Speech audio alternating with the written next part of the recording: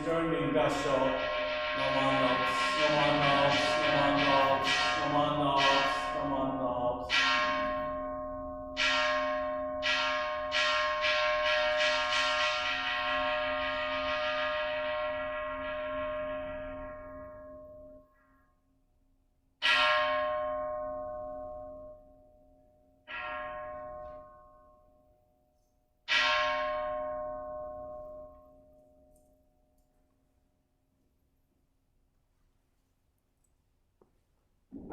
Good morning, everyone. Welcome to our August Shotsuki monthly memorial service. Are you comfortable if I speak without a mask on? Are you okay with that? It's just that for them to hear on Zoom, it's easier if I have the mask off. So if you're okay with that, and I notice you're all sitting far behind, so that's good. So I'd like to begin this August Shotsuki monthly memorial service with a moment of silent meditation, followed by the recitation of the name of the Buddha or the Nembutsu. Actually, before I go any further, we have a special guest with us today. Sort of a guest and not a guest. It's Reverend Naoki Hirano. Of course, he was our minister assistant for a number of years, but he's recently, as of July, been assigned as the minister in charge of the Okanagan district. So, welcome, Sensei. Thank you, yeah.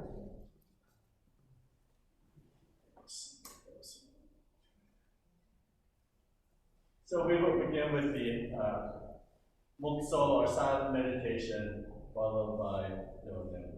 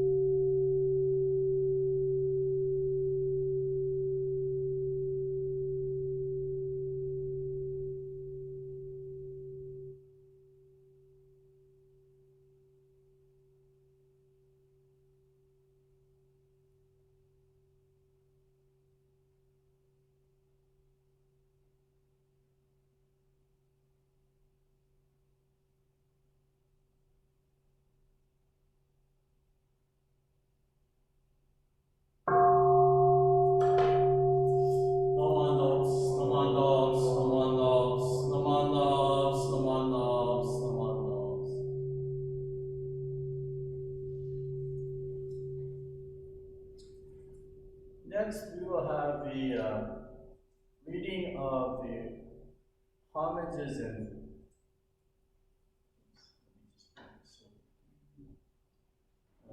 we'll have the reading of the homages and three treasures, and you'll find it on page 11 of your purple seite. So if you don't have a purple seite, please grab one. There are a bunch on the back table as well, if you don't have one in front of you.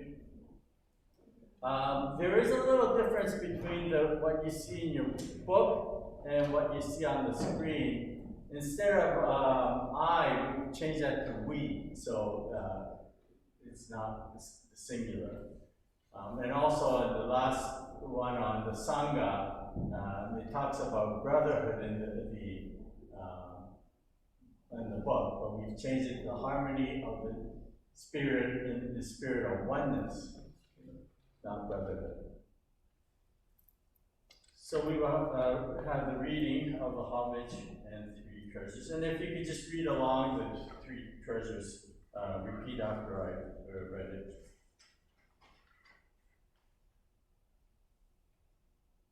Hard it is to be born into human life. Now we are living it. Difficult it is to hear the teachings of the Blessed One. Now we hear them.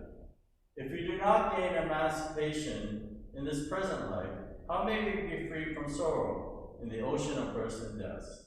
Let us reverently take refuge in the three treasures. We go to the Buddha for guidance. May we always walk in the way that leads to enlightenment. Everyone? We go to the Buddha for guidance. May we always walk in the way that leads to enlightenment. We go to the Dharma for guidance. May I be submerged in the depth of the teachings and gain wisdom as deep as the ocean. Everyone? We go to the Dharma for guidance. May we be submerged in the depth of the teachings and gain wisdom as deep as the ocean. We go to the Sangha for guidance.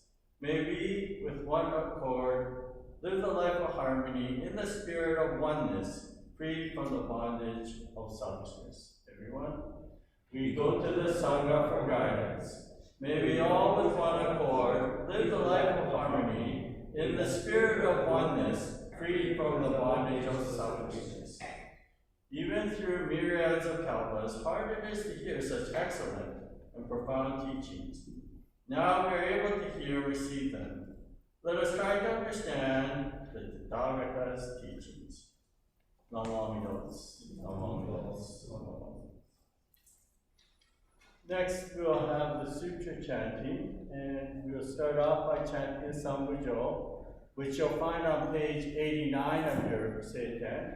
For those of you at home, I've got it up on the screen, and I've also, I believe I sent it out prior to this to everyone.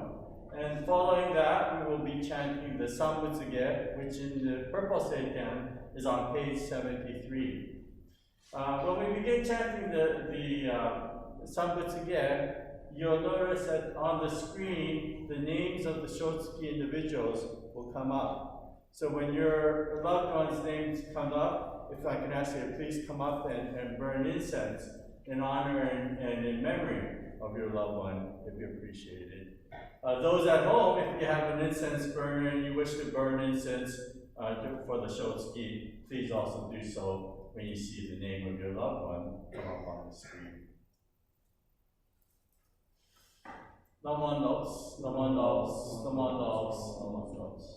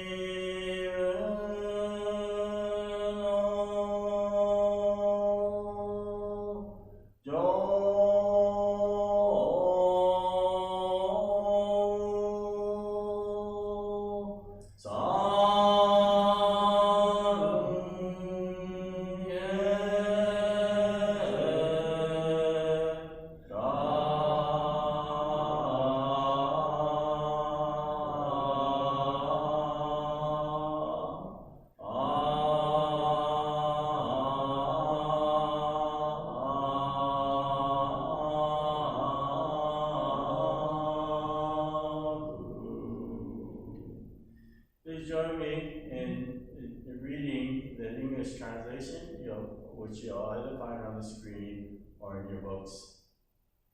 We respectfully welcome Amida Buddha to our temple as we spread flowers of joy. We respectfully welcome Shakyamuni Buddha to our temple as we scatter flowers of joy. We respectfully welcome the Buddhas of all times and places to our temple as we scatter flowers of joy.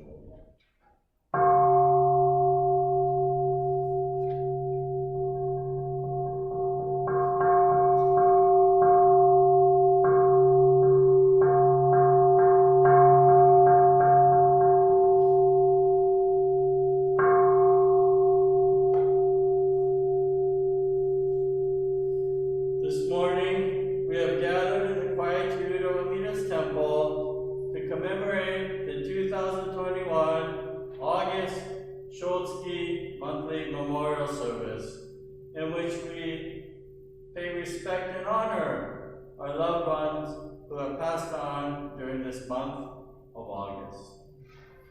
We faithfully recite the Nembutsu and humbly join our hands in Gassho. May the fragrance of incense teach us the purity of our intentions. May the beauty of the flowers offered remind us of the glory of the Dharma. And may the lights that burn brightly upon the altar lead our thoughts to Amida's eternal light of wisdom and boundless compassion that dispels the darkness of our ignorance.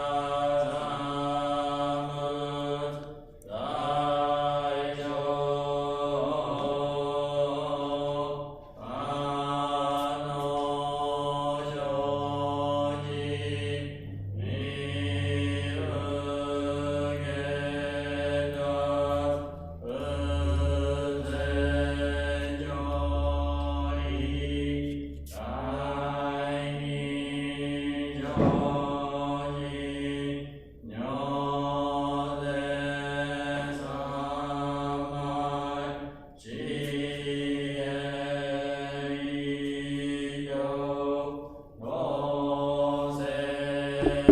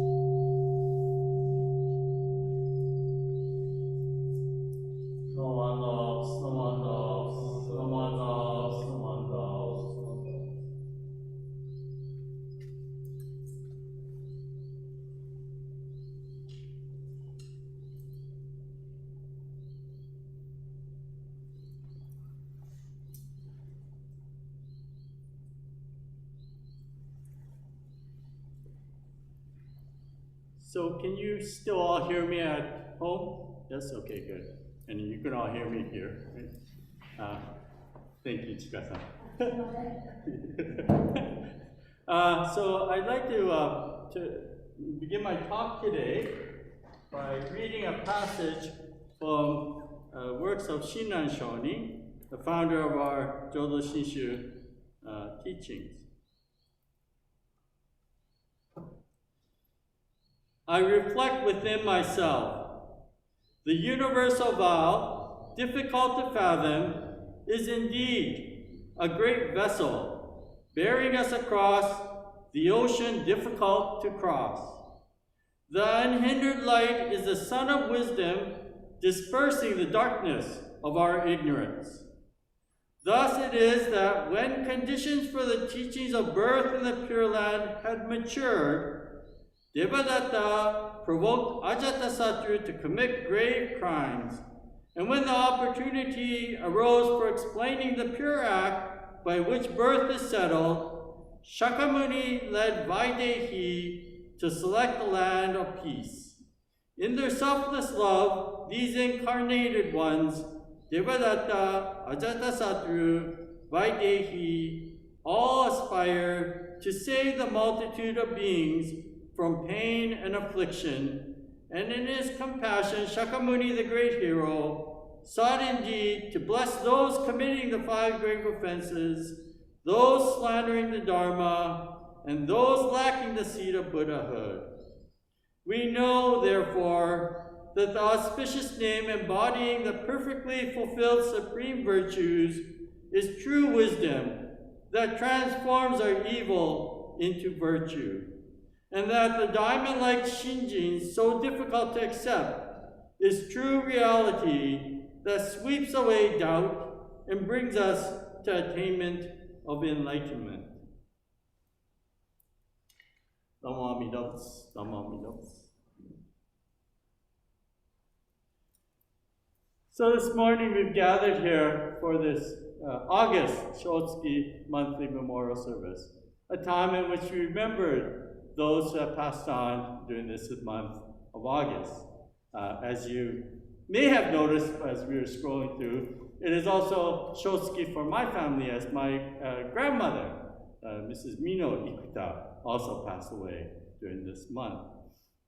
But what I wanted to talk to you about was, first of all, how many have you been following the Olympics? Most of you, yeah. It's both exciting and at the same time, it's kind of a strange year for the Olympics, as you notice. And I've written actually articles before on the Olympics. You know, we think of the Olympics and we see what the media shows us is the winners, the people that make it to the top. The top, 3 bronze, silver, and gold. And most importantly, or not importantly, but most, publicizes the gold, right? But according to the statistics, only 3 to 5% of Olympiads ever make the podium. So that means 97% or 95% of the competitors never make it to that podium. And what I compare this to is perhaps life is similar to this. We want everything to go as we wish. We want everything to be perfect in the way we want our lives. But in reality, majority of the times, something goes awry, right? This morning I noticed that I had forgotten to send the invitation to the Shotsuki to a batch of people. You may not realize this if you've been following with the Zoom services, but I have approximately about 150 people I send out invitations to. And in order to do that, the way the email works is you can't have too many people in one list. If you go over a certain amount, the email will send it back to you saying too many recipients. Okay? This is, I think, a safety feature that they have so that people don't do mass advertising, right? So what you have to do then, or what I have to do, is I break down that email list or invitation list, and I have 6 groups that I send it out to. And sometimes I may forget one group, or maybe send it twice to the same group and forget one group. So I did that. So you know, no matter how much we think we're doing our best, life is a way, life in general, we may be 97% or 95% of the time, it doesn't go quite as we hope. And maybe 5% of the time, it goes like you want to. Golfers know this, I'm sure, you know. 95% of our time, our shots don't go the way we want it to go. And it's only the 5% that it actually goes where we want. And we create an illusion. We think, oh yeah, that's my regular shot. But in fact, the reality is it's the 95% that is our reality. So the reason why I bring all this up is in the Buddhist sutras, and in particular in our teachings of Jodo Shinshu, we refer to 3 sutras or teachings that are very important. One is called the larger Skavati Vyuha Sutra, or the larger sutra on Amida Buddha. Another one is called the Contemplation Sutra, or the Dhyana Sutra. And the third one is called the Amida Sutra, or the smaller Skavati Vyuha Sutra. Now, the Amida Sutra we normally chant, or we had been chanting prior to the pandemic at our Shotsuki services, so you're probably familiar with that one. It is a little longer chant, according to what we normally chant on the Sundays. And so the reason why we haven't been doing it is when we're doing it on Zoom, it's difficult to follow something that's very long. So we haven't been chanting it. But the talk I wanted to share with you today is about that middle sutra, what we call the Contemplation Sutra. You may not realize this, but in fact, the Buddha's teaching, if you delve into it, there's a lot of tragedy, there's a lot of drama involved, okay? Like you could actually make one of those soap stories out of some of these Buddhist tales. And in fact, in the Contemplation Sutra is a prime example of that, okay? In this Contemplation Sutra, it starts off in a kingdom where there's a king and a queen. King Bimbisara and Queen Vaidehi. And they didn't have a child for many years. And they obviously wanted an heir to the kingdom. So the king has this prominent or well-known prophet, he's a mountain ascetic, come to the royal palace to sort of tell them how they could get a son. And this prophet, he says, not to worry, be patient. He said, when my life comes to an end, I will be reborn as your son, and you will have the heir to your throne. And of course, the king and the queen are very happy to hear this, but the king is very impatient. So he tells the ascetic, I want you to end your life now, so we can have the heir to our throne. And of course, I mean, what person would say yes to that, right? And of course, so the ascetic says, no, you have to wait. In due time, things will happen. And he goes off back to his mountain. But the king, being so impatient, sends out his guards to kill the ascetic. And so just before he is killed, the ascetic gives a prophecy. He says, mark my words, I will get my revenge. Okay? And he is killed. And sure enough, right after that, the queen gets pregnant. Queen Vaidehi gets pregnant. And everything moves along, as a normal pregnancy. But as she gets nearer to her birth date, both the king and the queen start fearing the prophecy. Mark my words, I will get my revenge, right? So they get so fearful that they decide they're going to kill the infant. So she actually gives birth at the very top of this tower, and they throw the infant off the tower. The moment that they throw the infant off, they realize what a terrible thing they've done, what a terrible mistake they've done, but miraculously, this infant survives. The only thing that happens to it is it has a broken baby finger, and so the baby finger is a little deformed. But other than that, completely unscratched. And the king and queen realize their mistake, and they raise their son with the love that any parent would have for their child. And so this son, his name is Ajatasattu, he is raised as a prince, and he's raised to be the heir to the throne. But as Ajatasattu grows to be an adult, there's a person, his name is Devadatta. And Devadatta is actually the cousin of the Buddha, Shakyamuni Buddha.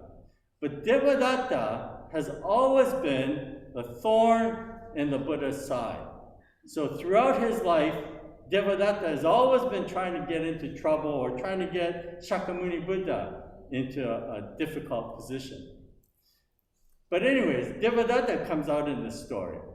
And one day, he approaches this young Ajatasattu, the prince, and he says to him, "Has anybody told you how your baby finger became deformed?" And Ajatasattu said, "No, I just heard when I was an infant there was an accident, and that's how it became deformed." So Devadatta then divulges the whole story, and he says, "Your rightful position is to take the throne.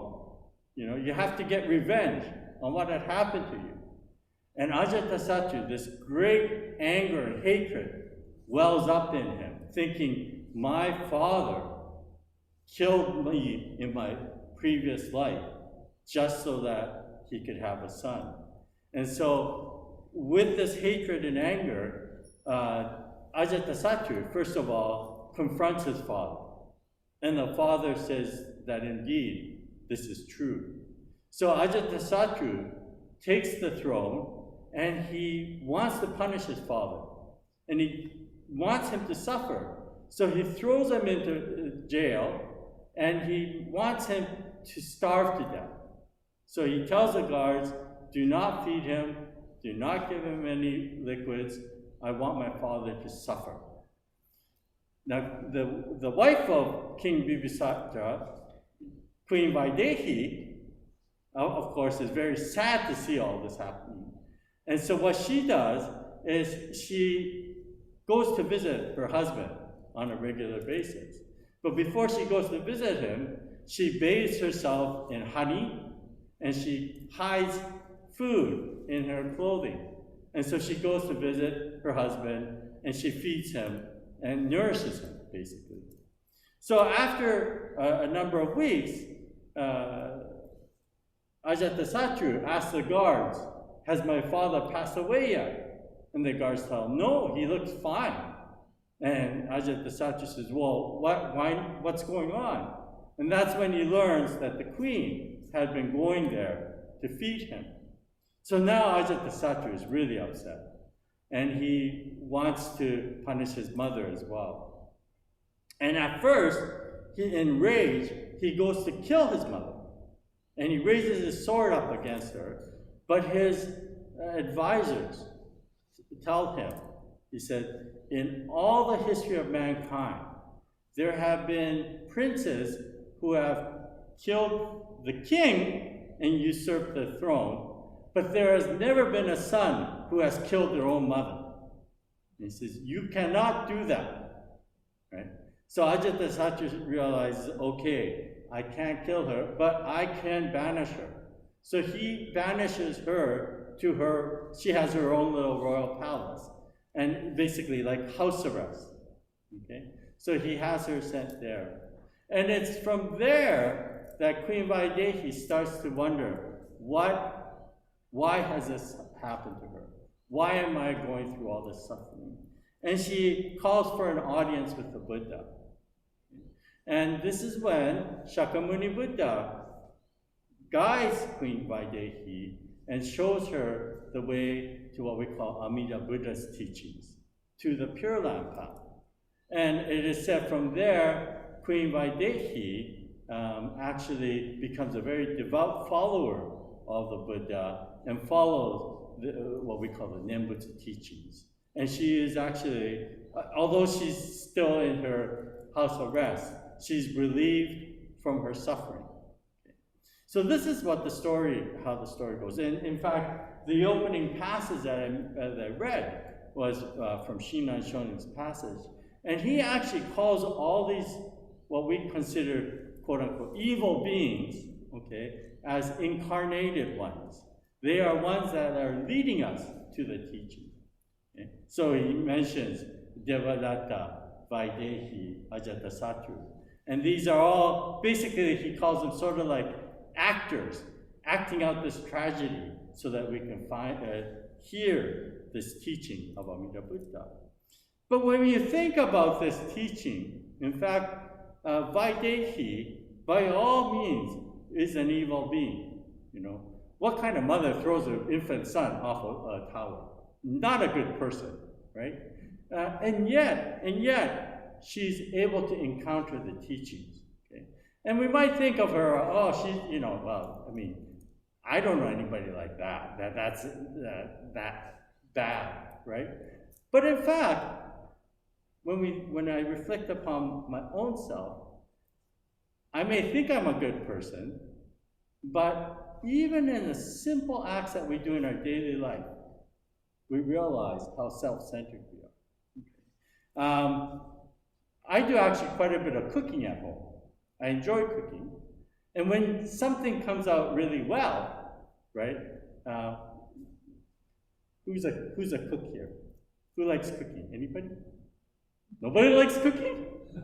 Okay. Well, when something goes well, right, you tend to pat yourself on the back. You say, oh, that, you know, I did this right. I must be a good cook, or, you know, the taste came out well, and you compliment yourself, right?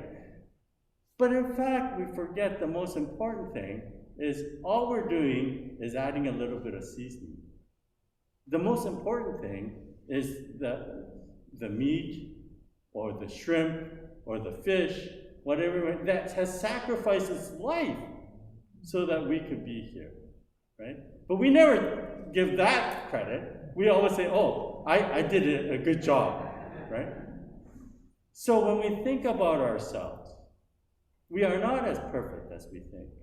In fact, 95% of the time, we may not realize our own faults.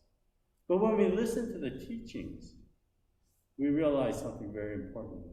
Today we've gathered here for the Shotsuki monthly memorial service. It's a time when we remember our loved ones. But more importantly, how you remember your loved ones. Right? Sometimes people say, oh, you Buddhists, you have so many memorial services. You have the funeral, you have the 49th day, you have first year, you have Shotsuki. You're always holding memorial services for the dead. And they think it's about death, about people who have died. But it isn't. It's actually, when you think about your loved one, you don't think about when they had died. You think about their life. You think about them when they were alive. So these memorial services are actually about life. We're remembering our loved ones as they were alive. And you are here because you realize also that your loved ones place some importance on these services, on the Buddhist teachings. And out of respect and honoring that, you've come here today. And in fact, through that, they are guiding us through the teachings. They are guiding us, as I mentioned, to make us realize, yes, I may not be perfect. Yes, in fact, majority of my life may not go exactly as I planned. But despite all of that, there is a compassion that exists. And there is a way for us to awaken to this oneness. And that is through the teachings of the Buddha. That is what the Nembutsu teaching is all about. When we put our hands together, we are expressing our oneness with our past, but also with the life here. It is expressing the oneness with the food that has sacrificed itself so that we may have nourishment. It's also expressing our humbleness, realizing, although I should really give credit to the food, I often give credit to myself. This is my foolish being. And yet, I'm embraced by this compassion. So as we honor and remember our loved ones, I'd like to ask you please again, join me in Gasho as we express the Nembutsu one more time. Namo Amida Butsu, Namo Amida Butsu, Namo Amida Butsu. And we will close this morning's service with the singing of Ondo San. And I'm just going to bring that up now. So just give me a couple seconds to read. Don't start playing yet.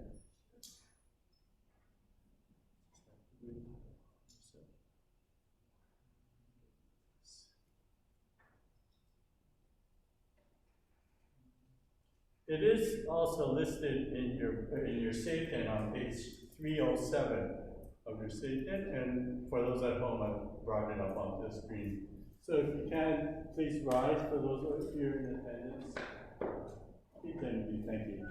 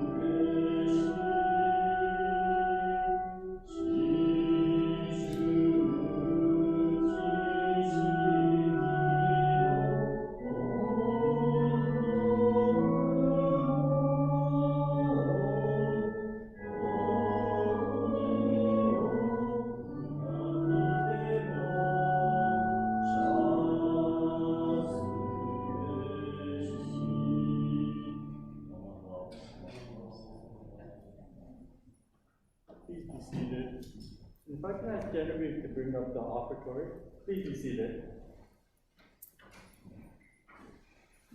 Or Jean, sorry.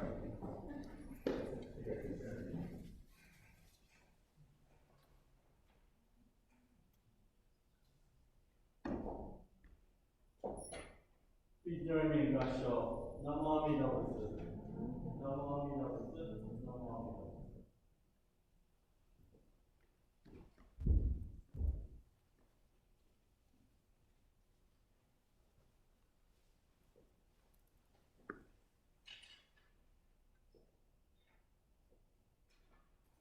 Okay, this will conclude our Shotsuki monthly memorial service. Thank you all for coming in. I apologize that we're sitting down here, but I need to be able to see the screen to be able to control the computer, so that's why we're down here, if you're wondering. Thank you all for attending, and please come up and take the right Homyo home when you come up. Thank you, and I'm going to remove this part.